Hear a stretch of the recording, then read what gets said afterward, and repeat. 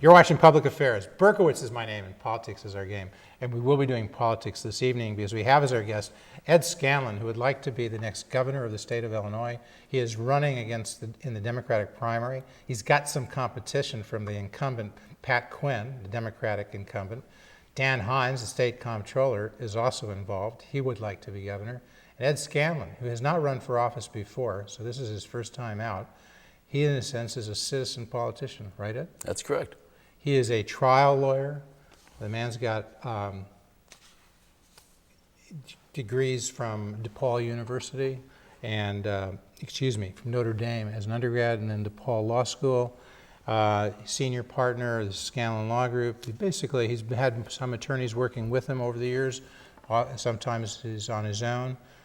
But what you want to know about him as a lawyer is he's tried, over 100 jury trials? That's correct. So you know your way around a courtroom. I've been in a courtroom quite a bit, that's true. And now you're in the court of public opinion. Yes, I am. And now you're trying to persuade people that somehow you were different in a good sense from Pat Quinn and Dan Hynes, probably viewed as the two major competitors running for governor in the Democratic primary, right? That's correct. I think that they represent the status quo and doing things that we've been doing in the past, and we need to point this state in a new direction. Now, Quinn wants to raise taxes, essentially across the board. We can get into that, but that's what it comes out now, raise taxes across the board to individuals in the state of Illinois. And, Dan Hynes says, well, he's just going to raise taxes on the top 3% of the folks. And currently people pay an income tax rate of 3%. He'll push it up from anywhere from 0.5% to 4.5%, so it could reach a maximum of 7.5%. Ed Scanlan, you say don't raise taxes at all, right? That's correct. Why would that be? I mean, people are saying there's a major deficit. You would know there's a major deficit here in Illinois. Mm-hmm. How can you say don't raise taxes? I think it's illogical and counterproductive is exactly what it's been termed by the Civic Federation of Chicago to be. Both of these gentlemen are arguing about how best to tax the people of Illinois. Right now we're in the middle of a recession. There's an enormous deficit. Governor Quinn's proposal raises $3.1 billion. Our state deficit, just the unfunded pension liability, is $90 billion. We have an $11.6 billion structural deficit from the years fiscal 2009 and fiscal 2010. And the current estimates are anywhere from $110 to $120 billion. We're in the red here. This doesn't address the problem. This only makes it worse. What's this, raising taxes? Raising the taxes. What we need to do are get businesses to locate into Illinois, to have them come into Illinois. I haven't proposed just the opposite. That would be keeping the state income tax level. There are a couple of things that I think should be considered while you do that, though, to raise some revenue. It's not raising taxes, it's raising exemption. We have to think about looking at retirement income. My proposal would be to give a $50,000 exemption, but then to look at taxing retirement income. Of the 43 states that have state income taxes, 39 of those states tax retirement income. The Civic Federation says you'd raise $1.3 billion if you taxed it, I believe at 4% was their figure. But so I think you could raise very close to $1 billion right there. Another thing you can do is normalize the state payroll. The Bureau of Labor Statistics says that we're paying 12% more for comparable labor compared to the private sector. I think we've got to take a look at that. Current and former state employees are going to have a sacrifice. There's going to be a shared sacrifice to get this together to go. But with respect to bringing business here, I would be really interested in making incentives for us to get our manufacturing base up and running again. Things such as rail lines for these high-speed rail. Also with respect to wind turbines, we should be manufacturing this here, and medical technology. These are all growth industries. We ought to be trying to lure businesses into Illinois by giving them a tax holiday, working with the work comp benefit insurance, and then also trying to make our climate in Illinois one that businesses will want to come. And what they are doing is precisely the opposite. Who is they? Governor Quinn and Comptroller Hynes are doing just the opposite. They're going to be chasing. Where is Pat Quinn? Do you see him much lately? I mean, we've been inviting him on public affairs now for since he's been governor, which is going on a year. He claims to be a transparent guy. He goes on certain television programs where they toss up softballs, I'd call them T-balls, and he whacks them out of the park. So Governor Quinn, with all due respect, if you want to be known as the transparent governor, why don't you come on public affairs and answer some of these things that Ed Scanlan's saying? You don't have to come on with that initially. I think eventually you should. But just come on and answer some questions. I mean, what's the big deal? You're governor of the state of Illinois. Don't you think a governor should be able to handle a small guy like Berkowitz? I'm sure he should be able to. So where is he? And Dan Hynes, I mean, he's doing all these 30-second sound bites. That's what the race is. Quinn and Hynes trade 30-second sound bites. Dan, I mean, come on the show. You're state comptroller. You ran for the U.S. Senate in 2004. There were 14 Senate candidates, Democrats and Republicans. 13 of them showed up, including the guy who's now President of the United States, Barack Obama. But Hynes didn't do it. I mean, Dan, come on. We'll treat you fair. We'll be tough but fair, just like we are with Ed Scanlan. But where are these guys? I mean, you think you're going to flush them out, so to speak? I'd like to. I want the voters in the Democratic primary for governor of Illinois to listen to another voice. If you just look at what Governor Quinn has done in the short time that he's been in office, since January up until today, he hailed as landmark legislation the initial campaign finance reform bill that was passed in the spring, only to veto it in August, which is a little strange. He appeared before the teachers group proposing 2% more in contributions to their pension fund from the teachers, 2% more. They booed him, and he immediately said, I'm going to push that off the table. I believe in democracy. This is a special interest he's talking to. They boo him, and the policy that he came there to unveil to them, just got moved off the table. And then earlier this year, he also said he supported a ban on the Democratic Party sponsoring a candidate in the primaries. He didn't want any endorsements from the Democratic Party to any primary candidates. Of course, once Lisa Madigan chose not to run, he was more than happy to accept the endorsement of the Democratic Party. He is for all these things, and then he turns around and he's against them. You know, we've heard that from somebody else in the campaign before. So he was before it, before he was against it? Yes, exactly. That's with respect to all three of those issues. Yeah. I don't think he has the backbone that takes what is necessary to get this state back on its right track. He just wants to, even with the senior issue, it's just, in my view, maybe we shouldn't have done what Rod Blagojevich did. You talk about free rides for seniors on, that may have been on a bad, trains and buses. Now Metro, we're for the poor and the middle class, they're going to raise the rates. So maybe it was a misguided effort, but he doesn't even weigh in on these issues. He just he does, and he said they should repeal that, and then he said he was for it. So he was against it before he was for it. And apparently now he's for keeping the free rides for seniors. That's the latest incarnation. You never know so where even he if you're stands. a wealthy senior, Pat Quinn thinks some low-income guy, low-income schlep, he should pay for the high-income senior, right? Yeah. Well, that sounds fair to you, Pat? I mean, Pat, come on the show. Stop hiding. I mean, really. And people want to see Pat Quinn. You are governor of the state of Illinois, and you want to be governor, so you're here.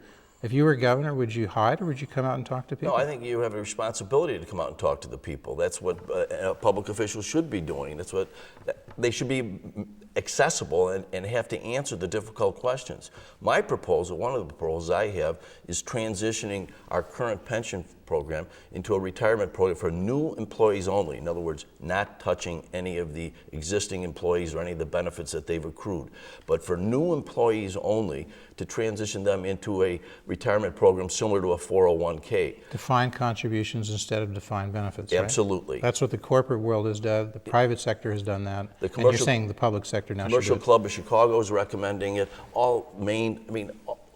General Motors went bankrupt not because they couldn't make good cars. They went bankrupt because of the retirement benefits for their retirees, particularly the pension and health care. That's exactly where the state of Illinois is headed.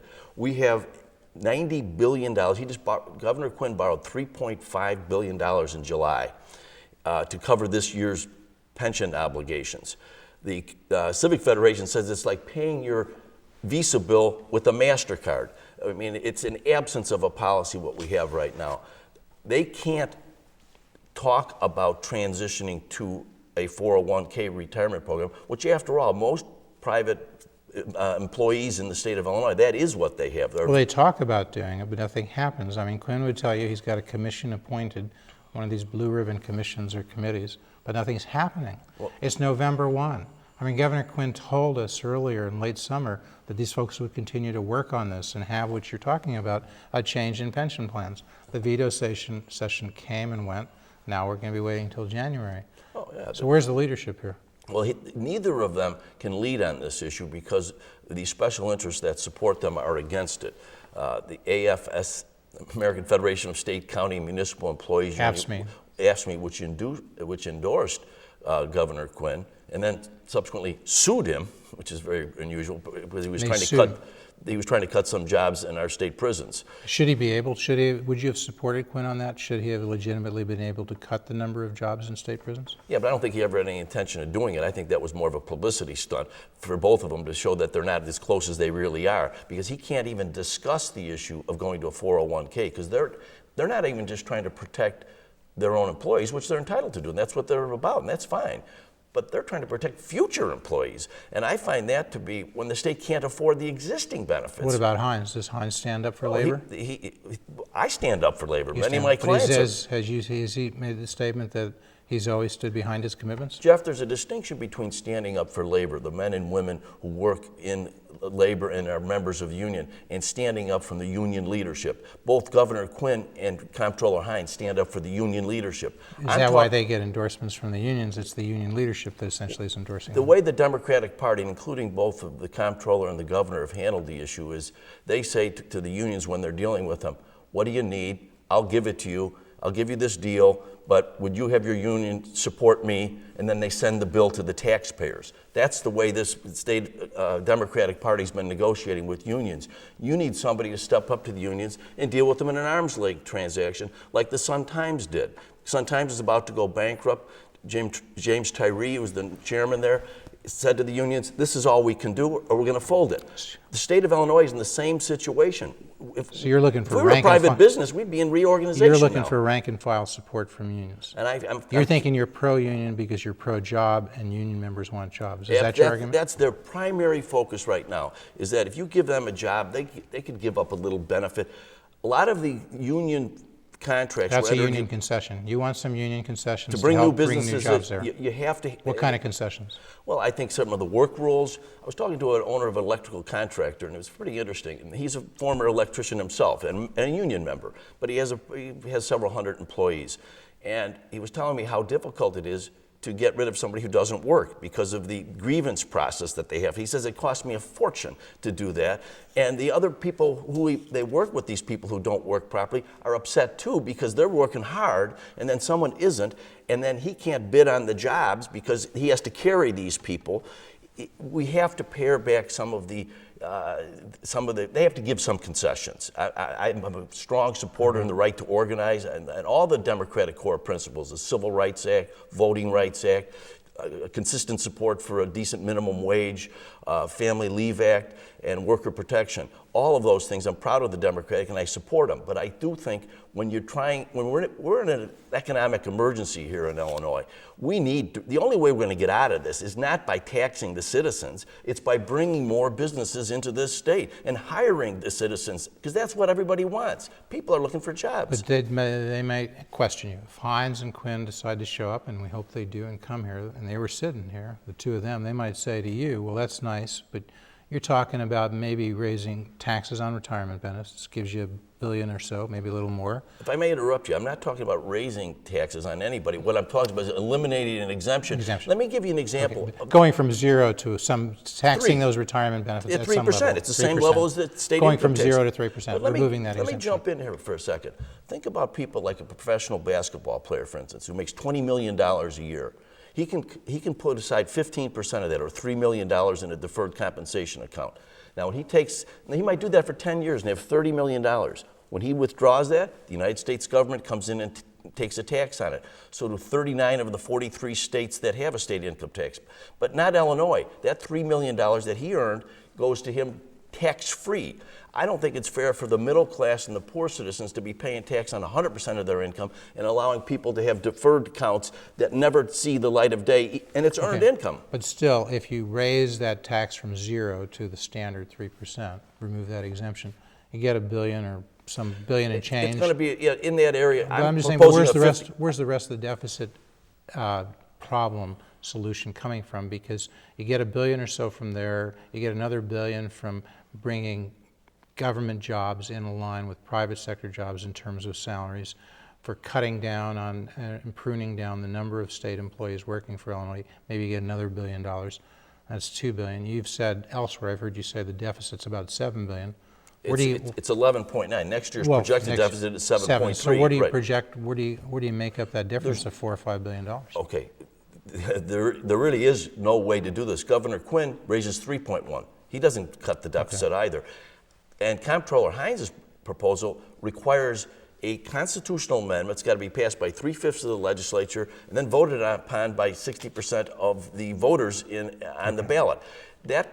The first time that would take effect would be more likely than not until 2012. So do you get it from bringing jobs back here and people then pay more in taxes? And I think, is that one way? Eventually you start narrowing the deficit that way? I think you have to handle state government more like private business. And I would bring in, and I've talked to people about this, bringing in a proven business leader with a track record of downsizing major corporations.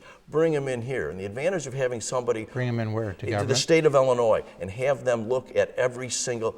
the comptroller's office doesn't even list all the employees. They have it in state employees that work for the university system and then other employees. But you need to come in here, and there are all sorts of people. Don't we have people who are sort of chief financial officers and head of Office of Management and Budget? Don't those people exist? What are they doing now? Well, the problem in the state of Illinois is, the legislature was talking about a fumigation bill not long ago because of all these Blagojevich appointees making $75,000, $150,000 in jobs that no one really knows what they're doing.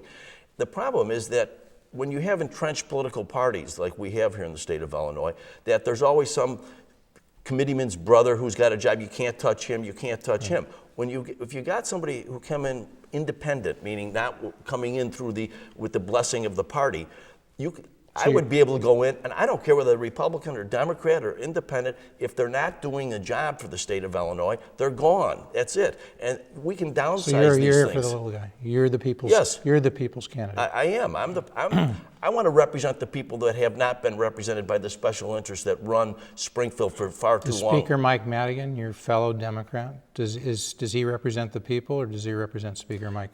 Michael Madigan is an elected representative and Speaker of the Illinois House, so he's been that way for many years. We've just had campaign finance reform. People will be hearing about that. We're taping this on November 1. Cindy Canary from the Fame Reformer, she went along with this. Change Illinois. I guess others they were supposed to change and reform Illinois. They all agreed campaign contribution limits for virtually everybody except for, in the general election, Speaker Mike Madigan, right? And the President of the Senate. And the President of the Senate and the minority leaders of both. But in truth, the guy really with a lot of control, the guy with the money to hand out, it'll be Speaker Mike Madigan. Senate President Cullerton will have that as well. In general elections, they can gather in money and then they can spend as much as they want on candidates. You poor schleps out there, if you excuse the expression, watching this show, you're going to be limited to 5,000 in the primary and 5,000 in the general election. So you're limited. Special interest groups will be able to give money to Speaker Mike. It's kind of laundered, and he can turn it around and give it to candidates, and nobody will know where it came from. Is that right? That's the lack of accountability. And Cindy Canary signed off on that because she said, we tried. Well, Cindy, we'll have you come on the show and tell us why you capitulated, why you gave the people who... Governor Quinn's going to sign this bill, and he's going to say this is another landmark legislation, and you'll be up there cheering him on, even though you know what happened. You just didn't get limits on the leaders, which you wanted. I mean, you agree with that? Is this sham legislation? I believe it has some better reporting requirements. There are some, Would you sign it if you were governor? No, I would clearly veto it. I have proposed that we adopt federal campaign regulations that are in place for when Barack Obama was elected president, which are $2,400 limits and prohibit a lot of this stuff. But the system that we have now, it just allows unlimited. It has no accountability. So if you're running against a So legislature, more public corruption is going to go on, and you can launder funds, you can continue to influence policy without being disclosed as to who you are, and basically people who are in the House, in the Senate, those elected representatives are going to be beholden to the leaders because they know those are the folks who are giving them the money, right? there's no question about it that their loyalty lies with the leadership instead of the constituents in their communities from which they're being elected. Their loyalties clearly lie with the leadership. It's a faulty system, and until you can break through that system and have a government of the people, by the people, and for the people, instead of a government for the special interests, by the special interests, which is what we currently have. And this is going to continue the whole pay-to-play politics that we've seen for far too long. Let's go on to some other issues. Education. Education in Chicago, do you think it's quality education? It certainly could be improved. Chicago Public Schools got 400,000 students, $6 billion budget. They spend divide 400,000 students into $6 billion, you get about $15,000 per kid per year. You think that's enough for a quality education? I don't know that it's necessarily the amount of money that's being spent. It is. Go check. $6 billion. No, That's the budget. I'm not arguing with that. I mean, I don't think that throwing more money at education is always the problem. That's what I meant. I wasn't critical of your comment. I don't think that necessarily brings better results. So we don't need more money. What do we need to do to get the education better? If you looked at the Sun-Times articles that they did a while ago, you'd see that some of the legislatures would leave the legislature, then they'd go over to the Chicago Board of Education for a legislative consultant job for like $140,000. That type of stuff is outrageous. There's basically a lobbyist to lobby the state legislature. And how about charter schools? Do we need more charter schools to give people charter more schools, choice? I think choice is good, yes. And so right now they've raised the limit, but there's still a limit on the number of charter schools. Would you like to see, just throw it open, as many charter schools as people want and seem to have a preference for? Now they're a waiting list. Give it to them. Why should the state of Illinois limit the number of charter schools in Chicago? Does it make any sense? Not to me. All right. School choice, school vouchers. Give people a voucher. If they want to stay in the public school, fine. If they want to take their $15,000 that we're giving them now and go to a private school, let them go. You sign on to that? The only problem I have with that's a difficult issue because sometimes what you end up doing is leaving behind communities without the good students in those communities, and they're going off to schools maybe elsewhere far away. Why would they go? You're a trial lawyer. You understand people. You understand juries. If people want schools right there and they've got purchasing power, don't you think the schools would come there to their local community? Because right now they don't have the purchasing power. That's why they're not coming there. But Ed, you give them $15,000 and you give that to 1,000 people. You've given them a fair chunk of change. You're going to see some schools very close by, don't you think? I think you're probably correct. So would you sign on to that choice? I mean, are you a man? I'd have to look at it. I've heard arguments both sides of it. This is a difficult. You're open to it? I'm open to it. If you're persuaded absolutely. that kids will be better off, you would go for it? Absolutely. You would do anything that could make kids better off? Absolutely. That's the whole idea. That's what Barack Obama said sitting in that chair in June of 2002, but he hasn't yet gone on to vouchers. That's a whole other story. Let's go on. So we covered education. We've covered finance. Let's touch on some of the social issues. I know you're not running on that, but they are important, right? Abortion, a woman's right to choose. Should a woman have a right to choose? Well, I'm personally pro-life, but currently Roe versus Wade is the law of this land. So you respect that. You're not going to try, well, what does that mean? Does that mean that you're going to certainly adhere to the law if you're the governor? I have to. But if the law were changed, if Roe v. Wade were overturned, and they sent it back to the state legislature and said, you folks decide, do you want a woman to have a right to choose? You're the governor. Would you try to lead that legislature into limiting the number of abortions? I think that the legislature is charged with the responsibility of drafting the legislation, then it comes to the governor's desk. I'm a small government Democrat, so I'm a bit suspicious of giving the government too much power, particularly over something as personal and private and painful as that decision. So in general, I would shy away from that, but I would look at any legislation if I were governor and think about it and discuss it with the. Currently there's a federal ban on partial birth abortions. That's I know that's a federal law. Is that something you agree with? That basically you can't have an abortion in your third term? Well, I mean that's the law. It's the law. But do you think that's a good law? Those are really tough issues. No, they're really moral issues. Realistically, Right, they're but not going being to on come. the show is tough. We said we're going to ask some tough questions. And you are asking tough questions. I find partial birth abortion repugnant. Okay. Parental notice, you believe that parents should have the right to be notified of their minor daughter's abortion before it occurs? I do. Okay, so you believe in parental notice? With the exception of incest. Okay.